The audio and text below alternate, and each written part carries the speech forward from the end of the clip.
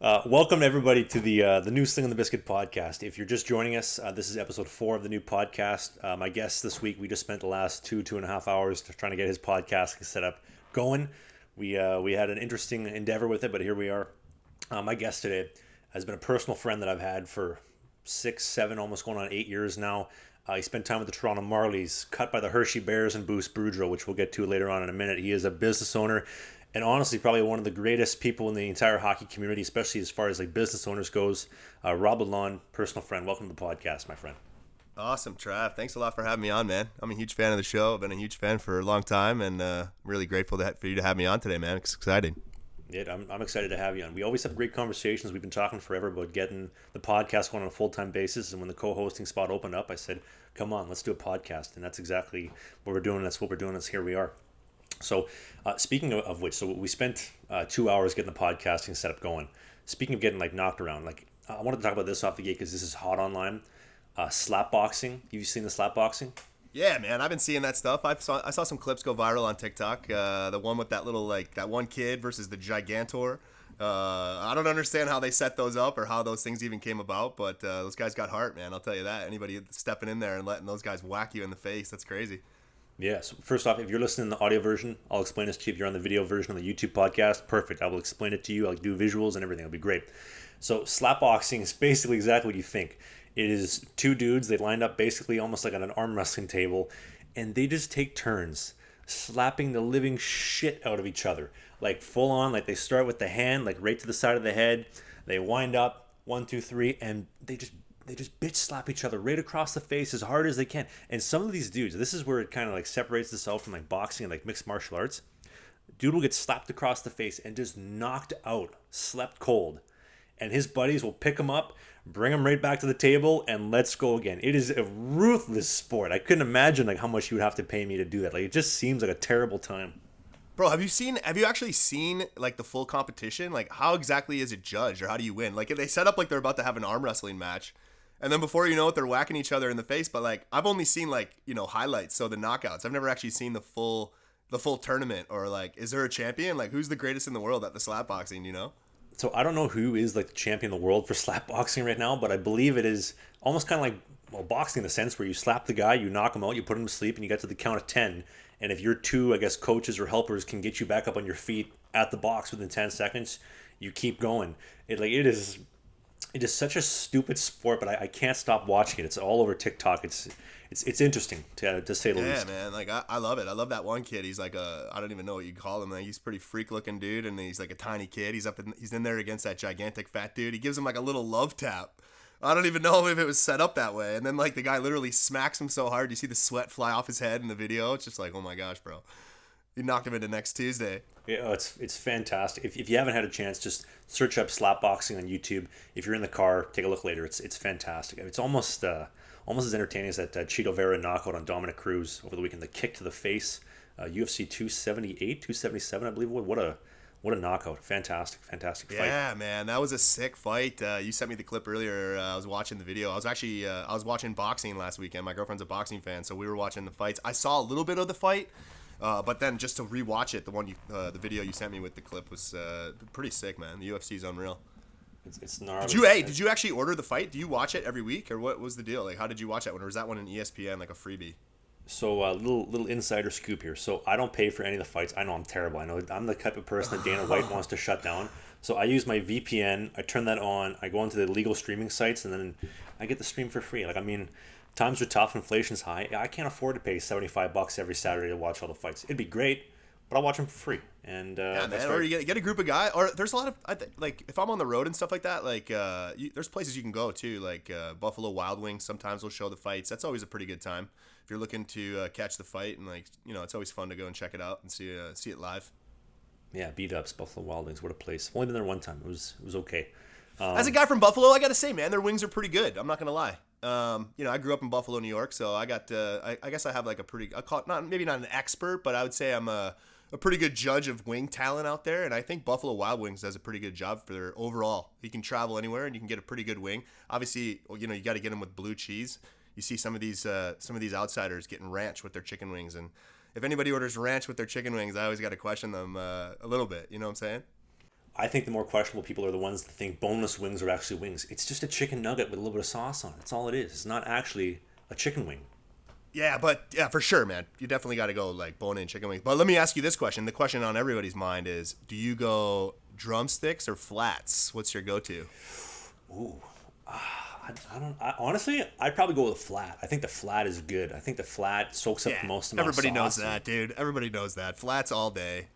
As a kid, you would have gone with the drum, but as an adult, as a grown man, I'm going with the flat all day. I mean, of course, they're both good, but with flats, flats is like eating a flat chicken wing is like an art. Again, coming from Buffalo, you see guys you see some real professionals at the bar in the greasy beelo eating flats, but you can tell a true Buffalonian by like how they finish their chicken wing. Sometimes I travel, I see some people, they leave a lot of meat on the bone. No, not from Buffalo, bro. We eat the whole wing. We go flats all day. Buffalo chicken wings are where it's at. I don't mean to be like too kind of straight up, but like tell me about Bruce Boudreau for a second. Like big Bruce Boudreau. Oh, Bruce. You want to get right into the Bruce, eh? Why don't we just get into it? I can't even say his name. Big fat Bruce with the Haagen-Dazs. Tell me, like, do you ever see that guy burying wings when you're playing for him? Bruce Boudreau. Well, actually, I never technically played for Bruce Boudreau. I went to my second year pro. I had a pretty good first year. I got invited to go play training camp at Hershey. And Bruce Boudreau was the coach at the time. I can't remember what year. It was probably like 08, 07, 08, something around there. And I got to go to Hershey training camp. And I mean, as far as American League teams go, Hershey Bears is like one of the most, I would say, Showtime teams. They get probably like as top of the league in fans. They do it right there. So it was a pretty exciting time. A lot of good players. They were at the time it was Washington's farm team. And so there was a ton of really good players. A bunch of guys that ended up in the NHL on that team. And I was down there with a couple guys from my East Coast Hockey League team, and we went to training camp in Hershey, and Bruce was the coach, and we had a pretty good experience. But definitely something that was so funny. Like you look back on your career, and there's like moments that you kind of, I don't know if I guess you regret, but like I made a big mistake at that training camp. I show up to camp, I was in great shape, I was having an unbelievable camp. Halfway through it, I remember we were out there for a skate in the morning, like just a regular practice, sort of, tryout skate, and a bunch of guys on the ice. I'm playing really well. Bruce skates up to me nonchalantly. Like, at the beginning of practice, the boys are out there, pucks are out there. You're kind of just doing laps and circles, shooting a puck here and there, working on the hands, getting warmed up. Bruce skates over to me, and he's like, hey, I think you're having a great camp. He's like, I think you're probably going to stick around for a while here. And I'm like, oh my gosh, you know what I mean? Like, this is amazing. Like, Bruce Boudreau just came up out of nowhere and told me basically, like, it's your spot to lose on this team. And I'm like, this is unbelievable. So fast forward a little bit, we go into the game. We have a couple games coming up. We have, I play a game. I play pretty well, feeling pretty good. And then, we had these setups in the camp where there was 2-a-days. And some players had a 2-a-day and some players only had one skate. And there was like a huge list. And I guess it was more complicated than I gave it credit for, but this is like a testament that like you got to make sure you're paying attention to detail. So after all that being said, like, good compliment from the coach, played a pretty good game. It was we played a preseason game against I think it was Bingo at the time. We went up to Binghamton. I played there, played pretty well. I come back and we have a skate. We're supposed to check the board at the end of the skate and see like what our schedule was for the following day. And I looked at it on the way out of the rink, and like I'm usually really good about being everywhere on time and like not missing things. And I checked the schedule and I'm like, all right, I got one skate tomorrow. And I'm like, okay, it's at like 9:30. Perfect. So I go back to my hotel. I'm getting some sleep. I'm getting ready for a big day tomorrow. I text my buddy. I'm like, hey man, did you check the board? I'm like, are you going 2-a-days? This is my buddy Malcolm McMillan, who's a good player himself, played in Hershey. But I'm like, hey, do you have a 2-day tomorrow? And he's like, no, we both have one skate tomorrow. He's like, you're good, don't worry. I'm like, all right. So instead of double checking, I'm like, I just kind of took his word, and I'm like, all right, I just went to bed thinking like, I got one skate. I'm gonna show up ready to go. So I wake up in the morning, getting ready to go. I show up to practice. I literally walk in the locker room, and like I had this feeling come over me like right away. Like I just like felt like, something's not right here. And at the time in Hershey, I don't know if you guys are familiar, but they play at the Giant Center, which is a beautiful rink right in the center of town there. But they have a practice rink, like connected, not connected, but like you drive like a little bit like down the street. They have another rink where the guys will skate, and it's a practice facility. So for training camp, the ice in the main rink wasn't always open, so the guys had to go and get dressed and like basically get dressed in your gear, run out to your car, drive to the other rink, and practice. So all of a sudden I walk in the rink and I had this feeling come over me. I'm like, oh man, something's not right. Sure enough, like I forget who, but like a couple guys come over to me. They're like, what are you doing? I'm like, what? They're like, you're supposed to be on the ice right now. And I'm like, oh no, like this is not happening. This cannot be happening. Like, you idiot. So like, I'm like, all right. So I'm like, whatever. What can I do in that situation? Right. So I'm like, race to my dressing stall. and I'm like speed getting dressed, and literally like all eyes are on me. Everybody knows like this is the guy who just he's in training camp and he misses his opening practice. So I throw all my gear on, take my skates, put them on the end of my stick, literally like you're a kid going to play pond hockey, full gear in my helmet, running through the parking lot into my car, jump in my car, like drove over to the other rink, like the whole way there I'm swearing at myself. I'm like, you idiot. I'm like, I can't believe you did this, you idiot. I get to the rink, it's like the practice rink, right? I show up, as I'm walking through the door, I can see like the players like ripping around. You can like see the ice and you can see practices going on, right? I'm like, oh my gosh, this is not happening. So I'm like, what do you do in that situation, right? So I go into the locker room, like, well, I guess I just got to go with it. So I go in the locker room, tie my skates real fast. I'm walking out to the ice, ready for pracky. And like all of a sudden, coach blows the whistle. He huddles everybody in for, next drill. So I'm like halfway through practice. Here comes Rob strolling into the practice, fully dressed. I'm like hoping that like, I don't know if I could like sneak out there without anybody seeing. Like I go to the boards, crawl over the boards and just kind of like glide into the huddle, down on one knee, learning the drill. Okay, like perfect, whatever. I'm out here. Sure enough, the huddle breaks. We get into our setup for the drill. Bruce skates over to me and he's like, what happened here? What do you have to say for yourself? And I'm just like, coach, I'm like, honestly, this never happens. Like what else am I gonna say? Like it's true. I'm like, I don't miss practices and stuff. I didn't get to that level with showing up late, miss stuff. I'm like, honestly, coach, this never happens. I swear this will never happen again. Like you can count on me. Like I'll be there like 100%. I made a big mistake, but like don't hold it against me. Like he's like, yeah, no worries. We won't hold it against you. Just have a good day. So I'm like, all right, cool. I had a good practice, finish hard.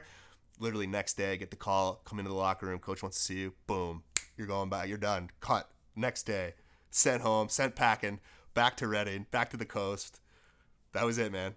So that's the thing, man. You get shots, you get the opportunity to play at that level. Like you can't make any mistakes, and that was a big one I made. And I mean, everything happens for a reason, people say, but like that's one I knew that one day I'd be telling on a podcast someday as a story. But you did think about sneaking on though, like. I got the gear on. I just got to wait for like the right time, like right when the huddle breaks, and I just like slide over the boards. Like, I was just drinking water, and he won't notice at all. But he knew right away. I see Lalonde. Lalonde's coming on late. Oh, dude, believe me, bro. They, those guys are on. They know, they knew he's supposed to be out there, and they're keeping an eye on everything, and everybody's watching, man. Like, as a player, it's funny now that I'm older and I'm a coach, and I guess you go to the rink and like you see everything, bro. You see everything that everybody does. Players can't pull fast ones. You can't take shifts off. You can't take drills off because, like, as a coach, you just see it all. And it's funny you see that now, and that's kind of what happened then, where I'm like, I didn't honestly think I could get away with it or anything. I was just trying to, what would you do in that situation? You know what I'm saying? I missed pracky, and like, I'm not gonna knock. Maybe the move was just a completely no show and just show up for the second skate. Maybe that would have been a better move. Just be like, what are you talking about? I think, like my dad was always tough on me kind of as a kid. Like looking back, like he was tough on me, but he set me up for success. And I think, just honesty is the best policy. Why were you late? Honestly, I screwed up the times. This happened, that happened. I apologize. Make sure the apology's first. And I think if you're honestly just like a straight shooter, you tell them what's going on, you can kind of see it in your eyes and they'll understand. Honestly, if they don't, it's probably not somebody you want to be playing for that doesn't value honesty and integrity. Like I value as a man, now 26 now, in August of 22, I'm 26, and like my word means something. When I say something, I'm going to do it. And if I'm lying, if I'm BSing you, if I'm trying to like wiggle my way out of a sticky situation, like I don't want those kind of guys like around the locker room. I know no coach does, and I think you did the right thing. Like you apologized, you manned up for it, and I mean, it's big Bruce. That is all I could do, man. I was like, all right, well, I'm going in. That was it was just such a weird, like I remember such a surreal moment, just like knowing in the moment you made such a big mistake, and you're like, I knew I was like, man, this is a really bad move. But what was I going to do? I had to show up to the rink. I just had to go and take my medicine and just take what was coming to me. And that's what you said, man. I went out there and I was just like, man, I made a mistake. I'm sorry. It won't happen again.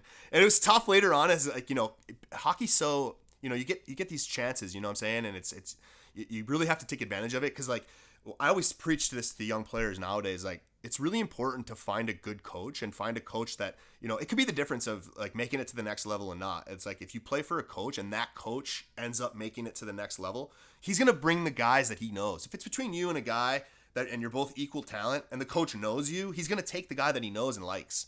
And I of course, Boudreau had a good year that year. Hershey was always really good. I don't know if they won the championship. I know he did win a championship, I think, at the American League level. But he ends up going to the NHL.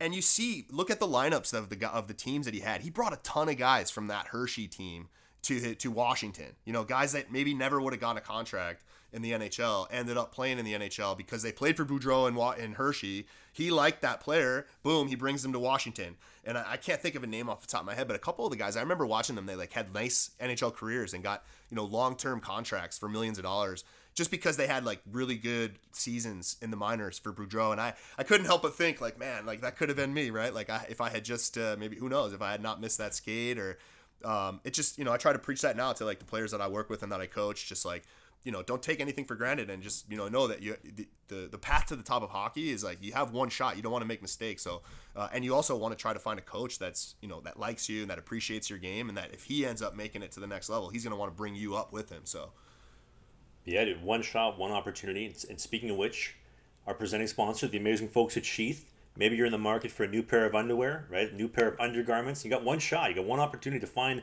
the right pair for you. You don't want to be buying into competitors that they don't aerate properly. They don't feel comfy. They get, you know, to be quite honest, your ball sticking to the side of your leg. There's nothing worse. Like right now in Winnipeg, it is plus 33 out today. It is hot. The second I go out to the gym in about an hour, my ball is going to be stuck to the side of my leg. But they're not now because I got Sheath Underwear. They got amazing cooling technology, and I got a lot of fun stuff I'm going to tell you about here. So the folks at Sheath was founded by a guy named Robert. Robert was a U.S. Marine, and he was spending time out in Afghanistan. And he's like, dude, like, I can't change my gitch as often as I'd like to. I need to make something that's going to actually help me, like, stay comfortable and stay aerated. And so the folks at Sheath have what they call the ballpark pouch. So basically, your twig and your gigaberries, your twig and your biscuits, they are separated. You have a compartment for your twig. You have a compartment for your biscuits. They're separated. They're aerated. They're cool. And they don't stick to the side of your legs. I got them on right now. Like, they are so comfortable. And if you want to pick up a set of Gitch, if you are in the market for a pair of underwear, sheath.com, sheathunderwear.com. There's a link in the video description. And the code BIZKIT69, BIZKIT, will work for you. There's also a Trav Sucks code. They'll both get you 20% off. But BIZKIT69 is probably one that'll stick in your mind. And thanks to the amazing folks at Sheath for presenting the podcast, as they always do, every single week. Bruce Boudreau could probably use a pair if we're being honest. yeah, let's be honest, man. He probably, you know, we could all use them, man. Who wants to have the, you know, the sticky inner thighs, dude? You gotta keep it tight, man. You know what? I was thinking about this. I was trying to tell my trainer this the other day. Like, if you crap your shorts, it's not really a problem. But like the second it makes contact with the bottom of the shorts, then you're kind of in a problem because like you can like wipe and stuff, but like you can't like wipe down the shorts. Like you got to go home, switch them out. And I've had a couple incidents like that. But yeah, Sheath helps keep it cool, keep it calm, keep it aerated, and helps to minimize the damage that I do when I do push maybe a little bit too hard. When you shit your pants? yeah, basically. Try not to swear because there you go. People listen to this at work, but yeah, it's a tough life. I was gonna ask too. So when he cut you from Hershey, it says, Rob, thanks, but we're gonna be sending you home. Pack your stuff, pack your stall. See you later. On your way out, you take anything? You take any jerseys, any tape, anything at all? I know a lot of guys do that. I mean, at that kind of thing at training camp, yeah. I mean, I don't know. I wasn't gonna go and like raid anything. It was like I forgot what we got there, man. We might have got, you know, a jersey or two. They're usually, honestly, the equipment managers at the pro level are really good at managing their locker rooms. And you know, they're the first ones to know, hey, we're sending this guy down, so make sure you're on top of all of his stuff so we get everything back and they don't walk out of here with a bunch of gear. So I wasn't able to scoop anything. They got like a whole U-Haul they're taking out of the parkade. No, I know, man. Like, well, it's a common thing. Summer stock is a real important thing, especially for at the minor league level. Like, if you got, you know, making sure that you have enough sticks and enough supply to get you through the summer training for next season. It was definitely something that we did a lot. And when I was playing in the coast, like if we finished the season there, like we had, you know, a stick room. If you probably had, you know, 4 or 5 sticks left over, you know, the equipment, it was always a little bit of a battle. And again, like it that's another thing too, where it depends on your relationships inside the dressing room. And like, I always had a really good relationship with my equipment managers. And so at the end of the year, my boy, like, shout out to my man, Patty Noaker. He was my equipment manager in Reading. And like, I'll be like, Patty, what can you hook me up with, bro? Like, can I get my sticks? Can I get, like, you know, give me a couple rolls of tape, you know, I'm going to need a bucky, you know, maybe an extra visor, something like, the guys that you were good to and the guys that, you know, you took care of, you know, obviously you got to tip the guys out at the end of the year. Guys that take care of the equipment managers were, of course, the ones who got whatever they needed. But yeah, summer stocking was definitely huge. I definitely like to, you know, I still had like, you know, some like, I guess memorabilia from my time playing, like anywhere I went. Like I remember I had a shirt from Bingo that I wore, property of Senators, even though I never made the team. Oh no, I did get called up there once. So I guess technically I was a Senator, but yeah, I always tried to scoop whatever I could as a player, you know, hey, you're gonna free, you know, t-shirt or, For sure sticks. Anytime you could get sticks, that was huge at that level. So I hadn't paid for a hockey stick since I was like, playing AAA in Buffalo back in the day. So Yeah, so to provide a little bit of context to the people listening, so what we're calling is summer stock. So basically, like when the season is done, like the moment the buzzer rings at the end of the third period or overtime, whatever it is for the final game of the season, officially anything in the locker room in the team's possession is up for grabs if it is not nailed down. Like during the season, guys come in, they take their tape, they take their coffees, everything. Everybody's like very respectful. But once the season is done, like whether we're talking in Rob's neck of the woods or especially like in mine where guys don't get paid much, if at all, and times are kind of tough financially, like anything and everything is up for sale. Like we're talking like the coffee makers is up for grabs, like the extra tape, the extra sticks, the extra, even the toilet seat. Like somebody stole the toilet seat one time this year for a prank. That could have been taken up for grabs. So anything you name it could be gone if it is not nailed down. Jerseys, coat hangers, shampoo. We had 3 Russian guys on our team this year, and the first thing that we noticed was gone. We had like a big case of shampoo. Like we had like a box of like 50 shampoo bottles. Whole box was gone the day after. Like we had a road game to finish the season. We wanted a shootout. We came back. I guess they were the first ones back, and the box was gone. Ilya, where's the shampoo? Oh, I don't know. Well, it's gone somewhere. There's no box of shampoo anymore. We don't have any shampoo left. So anything and everything, it is up for sale. Everybody always knows who the culprit is too, right? Who steals the shampoo? Who's got the tape? Like everybody always knows the guy that's going to be going for it. Hey. Oh, the Russians! They took the shampoo. We got no poo. There's no shampoo. Or you know what's even worse? That this is not related to summer stock, but in my experience this year, so in the locker room, guys like to shower with sandals on. I find a lot of guys do. Just honestly, the shower floors are kind of gross. You want to go for a shower, you have dirt, it's germs. greasy, man.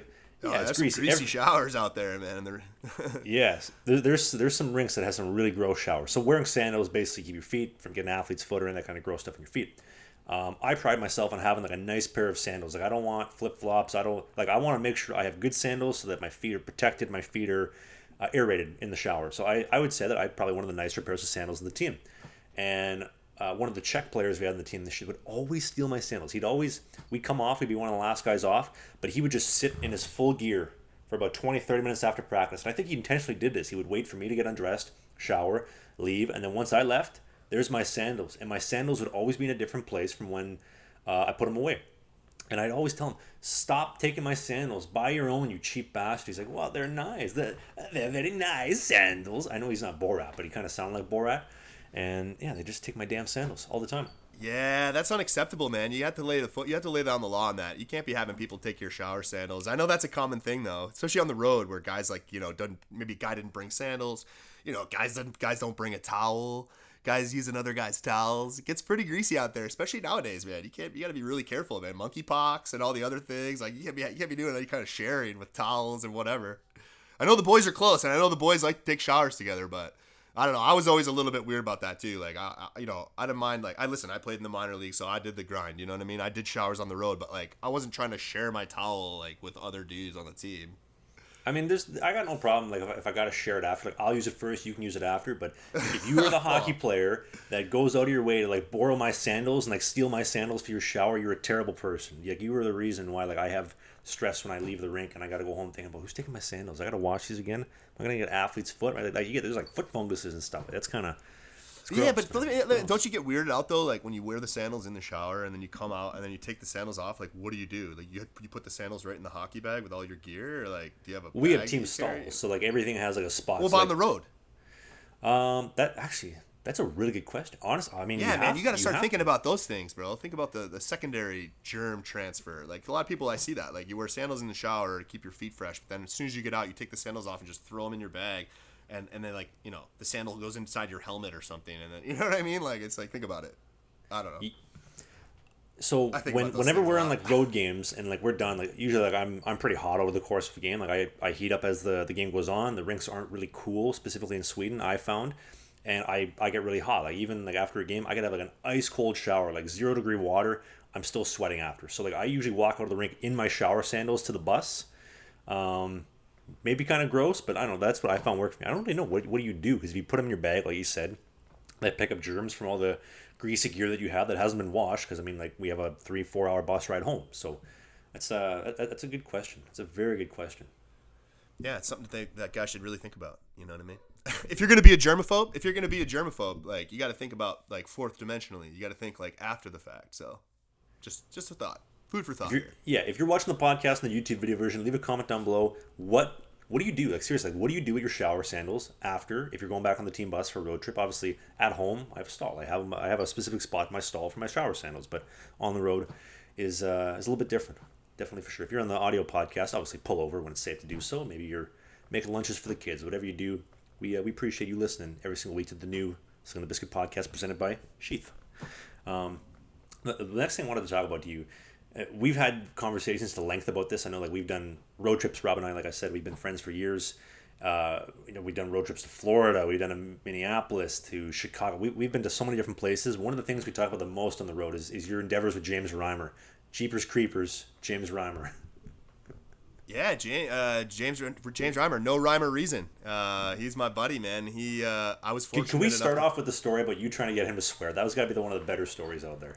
Yeah, I mean, like he was I think it was probably my third year pro, maybe I can't remember what year, third year, maybe second or third year pro. James Reimer, I was lucky enough to play. He was I forget, he was drafted, I guess, by Toronto. Is that right?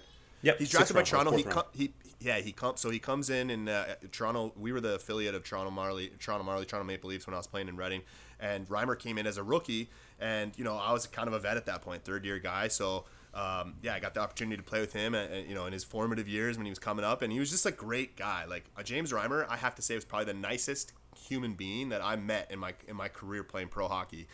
He comes from Western Canada, from a good family and a good background, and he's a very religious guy. He comes from a religious background, so he's got a strict set of morals, and he comes to a hockey locker room where guys are kind of crass and people are kind of it gets a little greasy in the locker room sometimes with the chatter. But Reimer was always like clean cut and being really polite and gentle, and I was always just like, come on, man. I was always like trying to get him like, come on, just give us a swear, you know what I mean? Just drop an F-bomb for us one time, and I would always try to get him to do it, and he would always handle it so funny, like he would just kind of laugh and be like, oh, Rob, like, I'm not gonna do that, like, come on, you know what I mean? And it was just always kind of an inside joke with us, but it was that kind of a feeling that created a good bond between like him and myself. I was a defenseman, so I always tried to have like a good relationship with my goaltenders, whoever I played with, and Reimer was somebody who I became friends with, and then like I really wanted to play for him, and to watch him, when I tell you, to watch him turn into a good pro goaltender was so fun for me, because when he first came into the league, sorry man, my nephew's here just saying that's what's okay. up. That's okay. Hey Jack, hey Mom, hey, who's here? Can you please shut the door and not talk for at least 30 minutes while I'm recording? Ma, the meatloaf. Ma, the meatloaf. We want it now. Oh my gosh.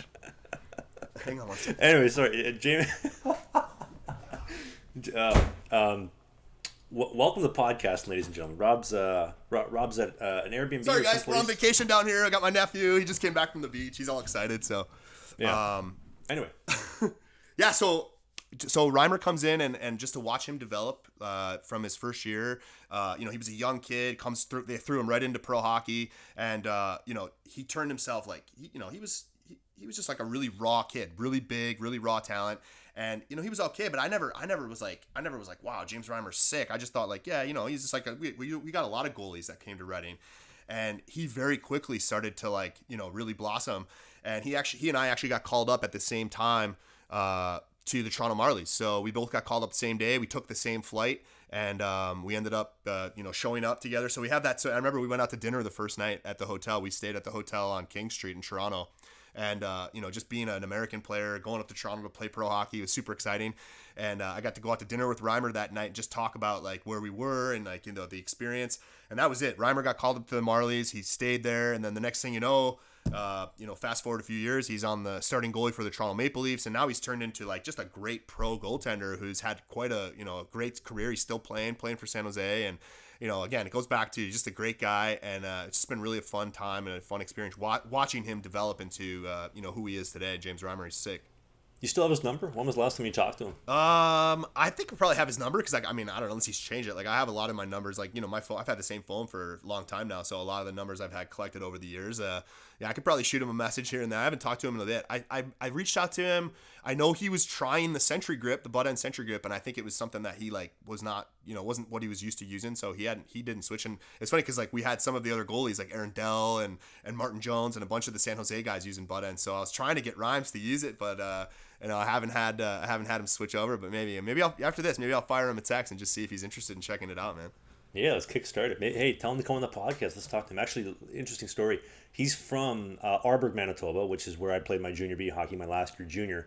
And it's about an hour outside of Winnipeg. So they got like a big memorial of him in the Arborg Arena. At least they did. I haven't been in the arena probably in like 5 years or so. But like pictures like James Reimer for a star, Toronto Maple Leafs, signed jerseys, like all this kind of really, really, really cool stuff. He was he was always a good goalie growing up. He played for the Red Deer Rebels for a bit. I think 4th round pick for Toronto. And like you said, just a great human being. Also, like one of the hottest wives out there, April Reimer. God bless her. God bless her. Yeah. She's cool too, man. She used to come down and hang out with the boys. I remember Reimer. He signed with Toronto, I think, out of junior, so he had a bit of coin. I remember he had a sick Mazda RX-8, and he used to whip that to the rink. And I remember his wife April used to come in, and she was also same kind of person. Like you could, just a great human being and really friendly and really kind and a great addition to the Reading Royals team that year that we had. So. Shout out to those guys. I'm heading to Toronto actually in 5 days. Funny enough, to start my kind of off-season training, I guess for the summer. I haven't really skated a lot since I came home from Sweden, but the skating's going to kick into gear, I guess, as of next week. A week in Toronto, and then to Vancouver for a bit. And I'm excited, man. This year, I can't wait, man. It's been tough. You've been over in Sweden. We haven't seen each other since like before the pandemic started. We were hanging out right before that. And then like we haven't seen each other personally since then. So I'm super pumped and happy for you, for your upcoming season, and it's going to be good to have you in North America. So I'm excited to come check out a bunch of games and be a part of your success here moving forward, and looking forward to what you guys are doing this season. Yeah, don't get me wrong. I'm going to miss Sweden a lot. Like right now, I'm kind of in a weird spot. If maybe we'll touch on that before we cap off, but like I'm in a weird spot right now because it's like middle, almost 3rd week of August, and the last 2 years. I've been out of Winnipeg for sure, and I've been a couple days out of leaving for Sweden. And the fact that I'm still in Winnipeg, I'm packing up my apartment, everything's getting ready to go, and I'm getting ready to train for the next month for the season to start in October, is weird. Because in my brain, it's like, oh, well, we should be getting ready to go to Sweden. We should be in Sweden. We should be starting practicing, and then games start next month. But it's different. This is the North American schedule. I was talking with a Swiss goalie coach today about that, and he's like, embrace it. Love it. Yeah, I was just gonna say, man, enjoy the summer. And it's like sometimes you find out these these European players, they have to go back like in July. It's just like, oh, I don't know, that's tough. I like the schedule that you're on now, where it's like you get to finish your August, train over the summer, and you get started in the fall. I'm sure that's nice, change of pace for you. But yeah, sweet, it was cool, man. Congrats to you, man. Kudos to what you did and like the journey that you had to go over to Sweden. 2 years of pro over there. I mean, that's gonna pay dividends for you moving forward, man. I think it was first of all, it was, as a fan of your YouTube show, it was super fun to watch. You did such a great job, not only playing, but you also like the documenting of your journey, and like the YouTube videos that you put out were like, I think, best in the game, dude. And I'm super pumped to see what you guys have in store for this season in North America, dude. And I'm happy to be a part of it, man. I can't wait to get out there and fire biscuits on you again soon, dude. So provide a little bit of context. Maybe you're joining the podcast a couple episodes in. So I've signed a contract with the Motor City Rockers in the Fed, in the FPHL, for this upcoming season. And that's just like 10 minutes, 15 minutes in Fraser, 15 minutes outside of Detroit. And that's where I'm going to be for the season. The new expansion team in the Fed, the Motor City Rockers. Camp starts October 3rd. Our season opener is on October the 13th.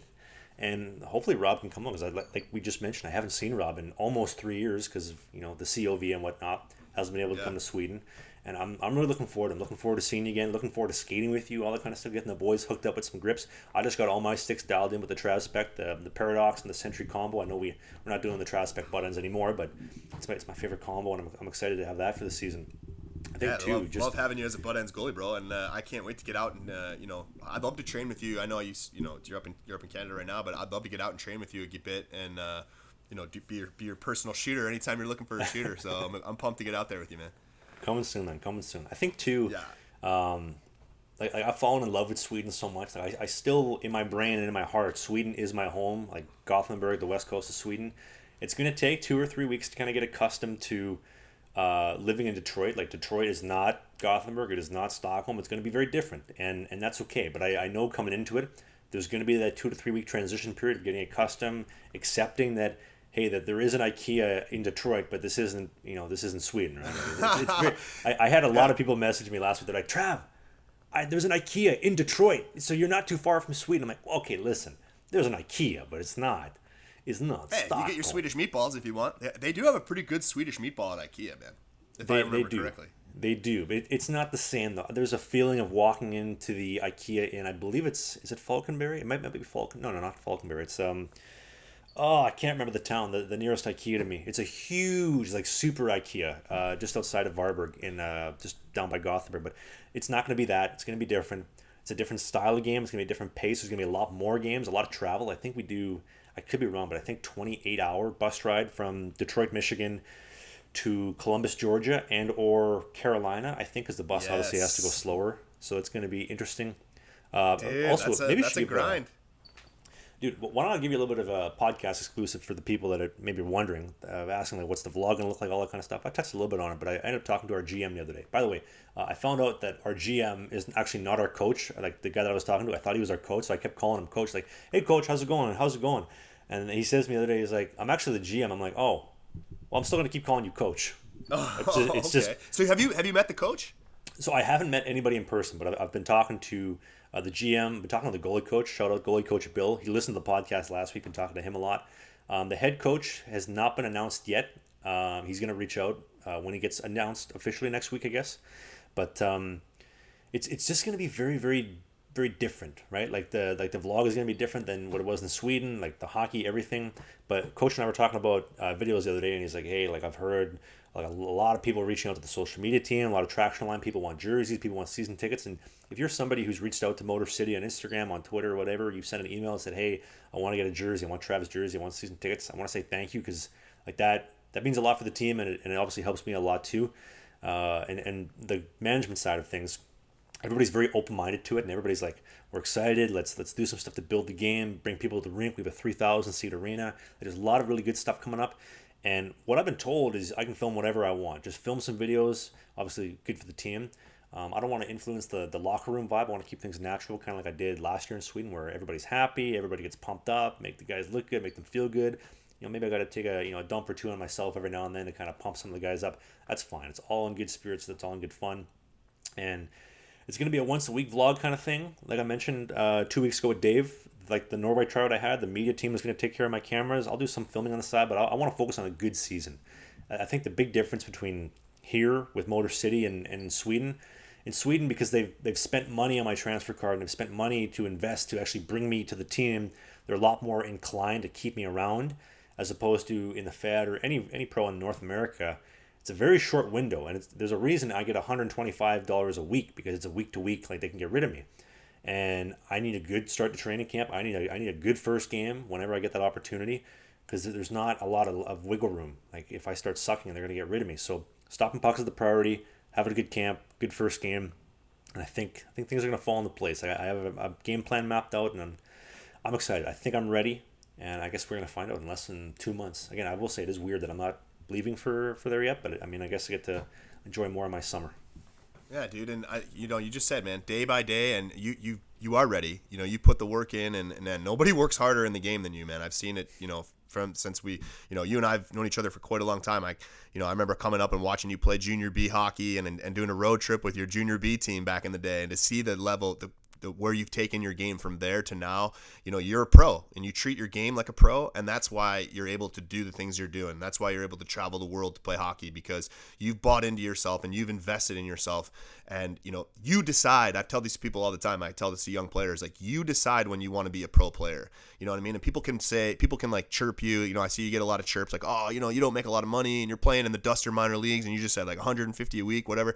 Bro, you have a full-time YouTube business and you have a podcast and you're a pro hockey player. player. And you know what? You created that for yourself. You decided when you wanted to be a pro, and you made that happen for yourself. So you, like you said, you're ready to go. And like, just remember some of the things, like I said, my little Bruce Boudreau story, you know, every single thing matters, you know what I mean? And you only got one chance here, you know what I mean? You only have one chance to make a really good impression on this new coach. And so make sure everything is dialed in, and, you know, don't take anything for granted. You know, make sure you're the first one on the ice, make sure you're the last one off, and make sure you're doing the best day in and day out, so you don't look back 10 years from now and say, man, you know what I mean? I should have, you know, been a little bit, you know, more proactive with certain things. So just concentrate on that, man. And I think you're in a great spot, and I'm excited for your season. It's going to be awesome. Yeah, and I think one final thing to cap off on that is, like, I've taken a lot of heat over the last like 2-3 years of saying like I play pro hockey, because in my mind the level is pro hockey. The pay grade may not, but I'm a pro. I want to be a better pro. I want to be the best goalie that I can be, and I want to make more money, and I want to, you know, strive to accomplish all these goals. And people say, like, what's the difference between you playing pro and some guy in a beer league? Well, I play at a significantly higher level than anything in beer league, and there's actually like some investments being made at the level that I'm at. Like, there's money being involved by the team. I may not be getting money like directly, like here's cash, but I'm getting expenses paid for. I'm getting different perks from different teams and whatnot. And the I guess the tagline, I guess, of people online has changed from, well, you don't make any money, to now where I'm telling people I'm making $500 US a month.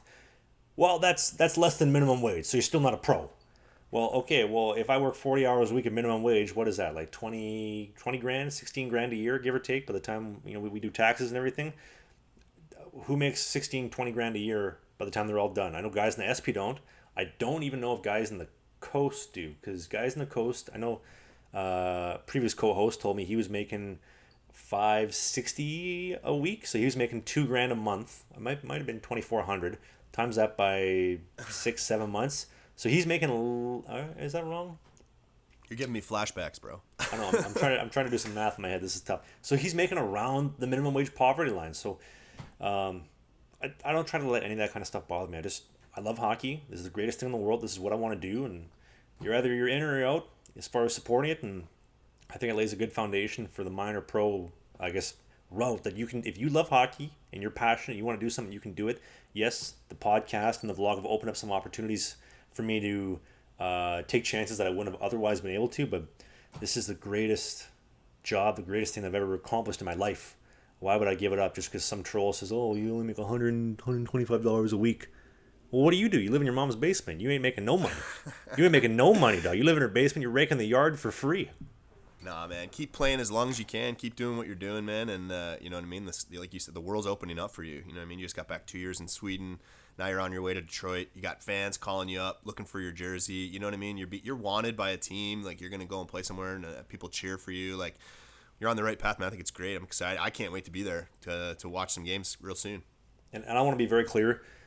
All of this that we just talked about is not possible without the people listening to the podcast, the people supporting the vlog, the people that have supported me, my goalie coaches, Pasco, Lalonde, Derek Buja, and Brad Sherman. All these people, like, have helped me make it possible. So this isn't a one-man show. This is a team effort. This is a community effort, if we're being honest. And to everybody listening to the podcast, everybody who has supported me, thank you so much. There is a new podcast every Sunday. I believe we're doing 11 a.m. Eastern every podcast every Sunday. And the vlogs are now on Sundays as well. So the vlog goes up at 10 a.m. Eastern. The podcast 11 a.m. Eastern, and Apple, Spotify, Google, YouTube. The podcast is everywhere. I want to thank the amazing folks at Sheath for sponsoring, for powering the podcast. Again, pick up some awesome Sheath underwear, some Sheath clothes, Bizkit69 or Trav Sucks. Either or code will work for 20% off.